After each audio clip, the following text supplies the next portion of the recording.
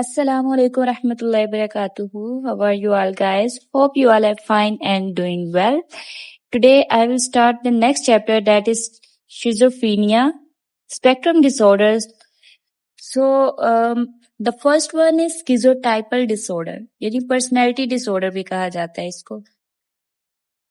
इसमें इंसान के सोचने का तरीका, उसका बिहेवियर और दूसरों के साथ रिलेशनशिप जो होता है ना, वो अनयूजुअल होता है। ठीक है, इस डिसऑर्डर वाले जो लोग होते हैं सोशल सिचुएशन से बचने की कोशिश करते हैं। उनके बिलीव्स अजीब या मैजिकल हो सकते हैं। ठीक है, और उनकी जो पर्सनैलिटी है वो दूसरों को एनर्जेटिक लगती है। इनमें जो स्किज़ोफ्रेनिया की तरह के जो परसिस्टेंट साइकोसिस होते हैं ना, वो आमतौर पर नहीं होते। ठीक है, DSM-5 के अकॉर्डिंग डायग्नोस्टिक क्राइटेरिया देख लेते हैं। अगर किसी पर्सन में अर्ली अडल्टहुड या शुरू होने वाले सोशल और इंटरपर्सनल डेफिशिएंसी का पैटर्न हो, यानी साथ ही कोग्निटिव या परसेप्चुअल डिस्टॉर्शन या इसेंट्रिक बिहेवियर मौजूद हो, या इसके अलावा जो मैं सिम्टम्स बताने लगी हूँ 9 सिम्टम्स हैं, उनमें से 5 मस्ट होने चाहिए। ठीक है, देन हम जो है स्किज़ोटाइपल पर्सनैलिटी डिसऑर्डर डायग्नोस कर सकते हैं। ठीक हो गया। फर्स्ट आ जाता है आइडियाज ऑफ रेफरेंसेस, यानी इसमें जो पर्सन है ना, उसको लगता है कि जो वाकयात हो रहे हैं या लोगों की जितनी भी बातें हैं वो उसी से रिलेटेड है। यानी कोई भी अगर कुछ हो रहा है तो वो उसको किसी न किसी चीज का इशारा है। ठीक है, लाइक अगर टीवी पर चलने वाली कोई भी न्यूज है, ठीक है, उसको लगता है कि वो उसको कोई हिडन मैसेज भेज रही है। ठीक है, वो हर चीज को खुद के अंदर लेना शुरू कर देता है, खुद से रिलेट करता है। ऑड बिलीव्स या मैजिकल थिंकिंग, अजीब बिलीफ रखना या जो कल्चर का हिस्सा ही ना हो। फॉर एग्जाम्पल, जो उनकी सिक्स सेंस होती है उस पर बहुत ज्यादा बिलीव करते हैं, टेलीपैथी पर बिलीव करते हैं, फ्यूचर प्रिडिक्ट करने का यकीन करते हैं, न या जो हम सुपरनेचुरल पावर्स का होता है उस पर बिलीव्स करते हैं। ठीक है, या कह सकते हैं कि नजर लग जाती है, यानी इस टाइप की जो चीजें है ना उन पर बहुत ज्यादा बिलीव करते हैं। यानी ओवर थिंकिंग होती है उनकी, मैजिकल थिंकिंग होती है जिसका रियलिटी से कुछ लिंक ही नहीं हो रहा होता। ठीक है, अनयूजुअल परसेप्शन एक्सपीरियंस करते हैं, ऐसे एक्सपीरियंस जो अनयूजुअल हो लेकिन पूरी हेलुसिनेशन ना हो।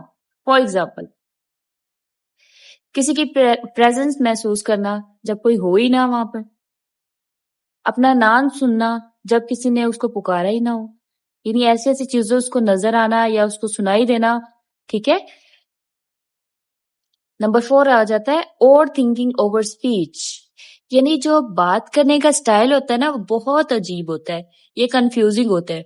फॉर एग्जाम्पल, बहुत वैग्यू बात करता है, यानी जरूरत से ज्यादा डिटेल्स देना, मेटाफोरिकल या अजीब वर्ड यूज करना। ठीक है, नंबर 5 आ जाता है सस्पिशियसनेस या पैरानॉइड थिंकिंग। पैरानॉइड कहते हैं शक करना, हर वक्त किसी न किसी पर शक करते रहना। फॉर एग्जाम्पल, उसको लगता है कि हर कोई जो है ना उसके खिलाफ प्लानिंग कर रहा है। ठीक है, वो हर किसी पर शक की नजर से देखता है, सस्पिशियसनेस शो करता है। नंबर 6 आ जाता है इनएप्रोप्रिएट या कॉन्स्ट्रिक्टेड अफेक्ट। इसमें आ जाता है जो उसके इमोशंस होते हैं ना पर्सन के, या तो वो सिचुएशन के अकॉर्डिंग नहीं होते। ठीक है, फॉर एग्जाम्पल, अगर कोई ऐसी सिचुएशन में हो, ठीक है, वो उसमें नॉर्मल बिहेव करता है या स्माइल करता है। कोई भी सैड सिचुएशन हो सकती है, जैसे अगर किसी की फौतगी भी गया है, ठीक है, तो उधर जाकर उसको नॉर्मल बिहेव करेगा, बहुत कम उसके इमोशंस होंगे या स्माइल पास कर देगा, सैड नहीं होगा। ठीक है, नंबर 7 आ जाता है ओड या इसेंट्रिक बिहेवियर और अपीयरेंस। इसेंट्रिक बिहेवियर यानी अनयूजुअल बिहेवियर, लाइक उसकी जो अपीयरेंस होगी, उसके कपड़े हो गए, उसका हेयर स्टाइल हो गया, उसका बिहेवियर हो गया, वो सब क्या होता है, अनयूजुअल होता है। फॉर एग्जाम्पल, स्ट्रेंज ड्रेसिंग, मतलब किसी कैजुअल पार्टी में गया या कहीं ऐसी जगह पे गया तो उसकी ड्रेसिंग बिल्कुल अजीब सी होगी, कुछ अजीब सा पहना आएगा जो बिल्कुल उस चीज से मैच नहीं करेगा, अजीब उसकी बॉडी मूवमेंट होगी, पुअर आई कांटेक्ट होगा। ठीक हो गया। नंबर 8 आ जाता है क्लोज फ्रेंड्स का ना होना। फर्स्ट डिग्री रिलेटिव्स के अलावा कोई क्लोज फ्रेंड्स नहीं होते। ठीक है, फर्स्ट डिग्री रिलेटिव्स कौन होते हैं, जो उसके माँ बाप, उसके बहन भाई, ठीक है, जो उसके बिल्कुल करीब होते हैं, जिनके अंदर वो रह रहा होता है। नंबर 9 आ जाता है excessive social anxiety. Social anxiety बहुत ज्यादा होती है, जो लोगों को जाने, यानी अगर कोई पर्सन है ना, वो उसकी जान तक ले लेता है, ठीक है, उसके बाद भी उसकी कम नहीं होती है। कोई अग्रेसिव बिहेवियर शो कर रहा है, कोई सामने बंदा है, ठीक है, वो उसकी जान भी ले लेगा, उसको मार भी देगा, फिर भी उसकी वो एंजाइटी कम नहीं होगी। ये एंजाइटी लो सेल्फ स्टीम की वजह से नहीं, बल्कि दूसरों पर शक की वजह से होती है। ठीक हो गया। अभी हमने क्या देखा, DSM-5 इंपॉर्टेंट पॉइंट्स देख लेते हैं। पहला सिम्टम है अर्ली अडल्टहुड से शुरू होते हैं, ठीक है, ये जो सिम्टम्स है। नंबर 2 देख लेते हैं, हर सिचुएशन में नजर आते हैं। नंबर 3 क्या है, symptoms schizophrenia, bipolar disorder, depression with साइकोसिस या ऑटिज्म की वजह से नहीं होने चाहिए। ठीक हो गया। ये सारे अलग डिसऑर्डर्स हैं जिनमें हम लोग कुछ पढ़ भी चुके हैं, जैसे डिप्रेशन का, साइकोसिस का, बाकी हम लोग इंशाल्लाह साथ साथ पढ़ेंगे। ठीक हो गया। कॉजेज देख लेते हैं, इटियोलॉजी देख लेते हैं, इसकी वजूहात क्या है, ये डिसऑर्डर क्यों क्यों होते हैं। नंबर 1 आ जाता है जेनेटिक फैक्टर्स। फैमिली में स्किज़ोफ्रेनिया हो तो रिस्क बढ़ जाता है, यानी जेनेटिकली इनहेरिटेंस इंपॉर्टेंट रोल अदा करते हैं। ठीक है। नंबर 2 आ जाता है ब्रेन फैक्टर्स। ब्रेन के फ्रंटल और टेम्पोरल लोब में डिफरेंसेस होते हैं। ठीक है। अगर फ्रंटल और टेम्पोरल लोब में कोई डेफिशिएंसी आ जाए तब भी ये स्किज़ोफ्रेनिया पर्सनैलिटी डिसऑर्डर हो सकता है। ठीक है। डोपामाइन सिस्टम में इम्बैलेंस आ जाता है। ठीक हो गया। नंबर 3 आ जाता है न्यूरो डेवलपमेंटल फैक्टर्स, यानी प्रेगनेंसी के कॉम्प्लिकेशंस की वजह से भी हो सकता है। ठीक है। बर्थ कॉम्प्लिकेशंस भी हो सकती हैं। चाइल्डहुड ब्रेन डेवलपमेंट में प्रॉब्लम हो सकती है। ठीक हो गया। नंबर 4 क्या है, इन्वायरमेंटल फैक्टर्स। इन्वायरमेंटल फैक्टर्स कौन कौन से हो सकते हैं, चाइल्डहुड ट्रॉमा हो सकता है, इमोशनल निग्लेक्ट हो सकता है, यानी उसको बचपन से ही निग्लेक्ट किया गया हो,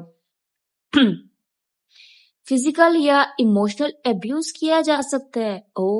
इसकी वजह से भी ये मतलब स्किज़ोफ्रेनिया इतना मतलब सीवियर हो सकता है। नंबर 4 आ जाता है क्रॉनिक स्ट्रेस। स्ट्रेस की वजह से भी ये डिसऑर्डर हो सकता है, सोशल आइसोलेशन की वजह से भी। ठीक है। नंबर 5 आ जाता है साइकोलॉजिकल फैक्टर्स।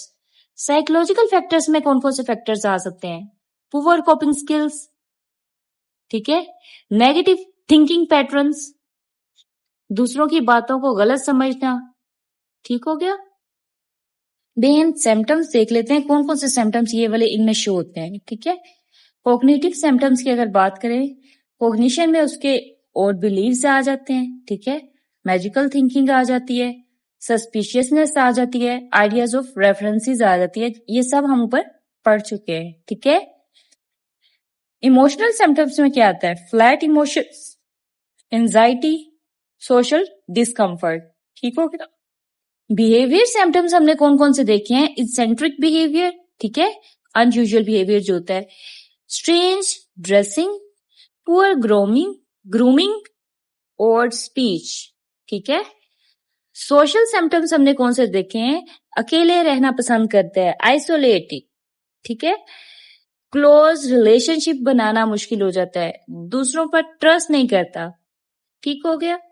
अब ट्रीटमेंट देख लेते हैं, इस सिचुएशन में क्या करना चाहिए। नंबर 1 है कॉग्निटिव बिहेवियरल थेरेपी। CBT ऐसी टेक्निक है जो कि हर डिसऑर्डर में यूज की जाती है। ठीक है। उसके जो गलत बिलीफ्स हैं, जो शक करता है, उसको चैलेंज करना। ठीक हो गया।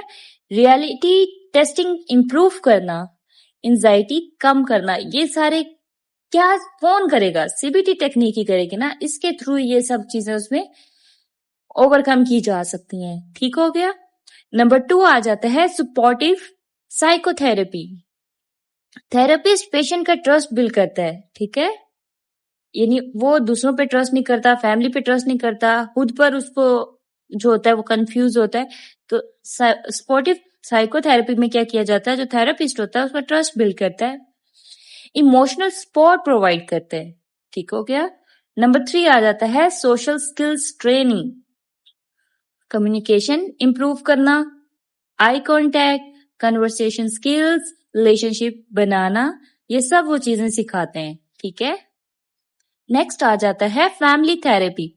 फैमिली को डिसऑर्डर के बारे में एजुकेट करना, यानी घर में जो सपोर्टिव इन्वायरमेंट है वो बनाना, ये बहुत इंपॉर्टेंट रोल प्ले करता है एक पर्सन की ट्रीटमेंट में। ठीक है, नंबर 5 आ जाता है मेडिकेशन। कोई स्पेसिफिक मेडिसिन यानी एसटीपी के लिए, STP stand for schizotypal personality disorder. ठीक है, इसके लिए अप्रूव नहीं है कोई भी मेडिसिन, लेकिन सिम्टम्स के मुताबिक मेडिसिन दी जा सकती है। लाइक अगर उसको बीच में डिप्रेशन आ रहा है, एंजाइटी आ रहा है, कोई इस तरह का सिम्टम्स शो हो रहा है, तो उसके अकॉर्डिंगली उसको मेडिसिन दी जा सकती है। एंटी साइकोटिक मेडिसिन होती हैं। ठीक है, अगर सस्पिशियसनेस या अनयूजुअल बिलीफ बहुत सिवियर हो, देन उनको कुछ मेडिसिन होती हैं, लाइक ठीक है ओलेंजापाइन होती है, और भी 2-3 मेडिसिन होती हैं। ठीक है, अच्छा, अगर एंटी डिप्रेसेंट हो, यानी अगर डिप्रेशन या एंजाइटी में से कोई सिम्टम शो हो रहा हो, तो सेट्रालीन होती है, फ्लोक्साटीन होती है, उस तरह डिफरेंट मेडिसिन होती हैं, वो भी अक्सर जो डॉक्टर्स हैं वो रिकमेंड कर देते हैं। ठीक है, लाइफस्टाइल मैनेजमेंट क्या है? रेगुलर स्लीप लेना, ठीक है, सोना, हेल्दी डाइट फॉलो करना, एक्सरसाइज करना, स्ट्रेस कम रखना, अल्कोहल और ड्रग से बचना, डेली रूटीन में मेंटेन करना। ठीक है, ये सब चीजें जो डेली लाइफ एक्टिविटीज है ना, ये भी मैनेज करने से काफी हद तक ये डिसऑर्डर मैनेज हो जाता है। ठीक है, एक केस स्टडी कर लेते हैं। एक बच्चा है 23 साल का, ठीक है, अली नाम है उसके, यूनिवर्सिटी स्टूडेंट है। बचपन से ही ना वो दूसरों से बहुत कम मिलता है, अकेला रहता है, दोस्त नहीं बनाता। यूनिवर्सिटी में उसको नोटिस किया जाता है, मतलब उसके ड्रेसिंग स्टाइल को, उसके बात करने के तरीका, हर चीज अनयूजुअल होता है। ठीक है, वो अक्सर कहते हैं कि उसके जो ड्रीम्स है ना वो फ्यूचर प्रोटेक्ट करते हैं, लाइक उसके पास अनयूजुअल यानी सोशल पावर्स हैं, स्पेशल पावर्स हैं। ठीक है, उसको लगता है कि क्लासरूम में लोग जो हैं उसके बारे में बहुत बातें करते हैं, हालांकि ऐसा कुछ प्रूव नहीं होता। सोशल गैदरिंग में जाता है तो एंशियस हो जाता है। ठीक है, किसी पर ट्रस्ट नहीं करता, उसका कोई क्लोज फ्रेंड नहीं है। तो क्लिनिकल साइकोलॉजिस्ट ने असेसमेंट की, DSM-5 के अकॉर्डिंग जब उसको देखा गया तो उसको स्किज़ोटाइपल पर्सनैलिटी डिसऑर्डर डायग्नोज किया गया। ठीक है, उसके सिम्टम्स देखकर। अच्छा, आप किसी को ऐसे ही असेस नहीं कर लेते। ठीक है, आप लोगों ने क्या क्या चीज देखनी होती है? सबसे पहले आप लोगों ने उसकी बायोडाटा देखना है, उसकी हिस्ट्री टेकिंग करनी है। ठीक है, जहां से पता चलता है कोई एटियोलॉजी क्या है, कॉजेज क्या हो सकते हैं, किस वजह से ये हुआ है। ठीक है, हिस्ट्री टेकिंग बहुत जरूरी होती है। उसके बाद वो सिम्टम्स बताता है कि उसको क्या क्या मुश्किलात पेश करनी पड़ी हैं। ठीक हो गया, देन आप कोई असेसमेंट स्केल यूज करते हैं, कोई मतलब डिफरेंट तरीके से आप उसको असेस करते हैं, तब जाकर आप लोग डायग्नोज करते हैं कि इसको ये डिसऑर्डर है। ठीक है, फिर जब देखा गया उसको ये चीज डायग्नोस हो गया है, फिर उसको CBT techniques, social skills training दी गई, स्पोर्टिव साइकोथेरेपी दी गई। ठीक है, क्योंकि उसकी जो सस्पिशियसनेस थी ना बहुत ज्यादा थी, साइकेट्रिस्ट ने लो डोज उसको मेडिसिन भी प्रिस्क्राइब की। कुछ महीनों के ट्रीटमेंट के बाद अली की जो सोशल एंजाइटी है वो कम हो जाती है, उसके अंदर कम्युनिकेशन स्किल्स जो है वो बेहतर हो जाती हैं, और उनसे अपनी जो अनयूजुअल बिलीफ को बहुत ज्यादा वो रियलिस्टिक इवेल्युएट करता था ना शुरू, वो भी उसने कम कर दिया है। ठीक है, उसको रियलिस्टिकली इवेल्युएट करना शुरू कर दिया उसने। ठीक है, अच्छा, इन शॉर्ट हम लोग देख लेते हैं ये जो हमने पूरा डिसऑर्डर पढ़ा है वो क्या है। ठीक है, इनको शॉर्टली अब इसको कवर अप करते हैं। डिसऑर्डर किस टाइप का है? पर्सनैलिटी डिसऑर्डर है। ठीक है, मेन फीचर्स क्या है? ओल्ड बिलीफ्स हैं, मैजिकल थिंकिंग है, सस्पिशियसनेस है, इसेंट्रिक बिहेवियर है, सोशल एंजाइटी है। ठीक है, ऑनसेट क्या है? अर्ली एडल्टहुड से स्टार्ट हो जाता है। ठीक है, क्लोज फ्रेंड्स क्या है? अक्सर नहीं होते, उनमें फ्रेंड्स होते ही नहीं है। साइकोसिस क्या है? परसिस्टेंट साइकोसिस, ठीक है, आमतौर पर नहीं होती। बेस्ट ट्रीटमेंट क्या है? CBT, social skills training, sportive psychotherapy. Medicine medicine की बात करें तो एंटी साइकोटिक और एंटी डिप्रेशन सिम्टम्स के मुताबिक मेडिसिन रिकमेंड की जा सकती है। ठीक है, प्रोग्नोसिस क्या है? प्रोग्नोसिस कहते हैं चांस ऑफ रिकवरी। ठीक है, ये लॉन्ग टर्म डिसऑर्डर है, लेकिन प्रॉपर ट्रीटमेंट और सपोर्ट से सिम्टम्स और डेली फंक्शनिंग में काफी बेहतरी आ सकती है। ठीक है, तो यहाँ पर ये डिसऑर्डर कवर करते हैं। बहुत मोस्ट इंपॉर्टेंट डिसऑर्डर है स्किज़ोफ्रेनिया डिसऑर्डर जो हमने स्टार्ट किए हैं।